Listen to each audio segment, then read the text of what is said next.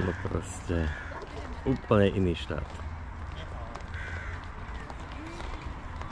A všade iba biele autá. Možno ešte strieborné môže byť. My tu musíme byť bez auta a bez trojkolky, pretože sú žlté. Takže iba na pešo.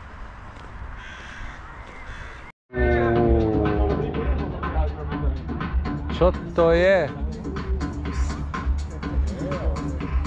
To je Aškabat.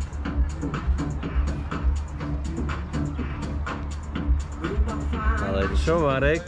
Robíš v takejto luxusnej reštike ako táto? Má to byť lacné pivo. Lacné pivo? Že by bolo lacné pivo? Dobre. Uvidíme.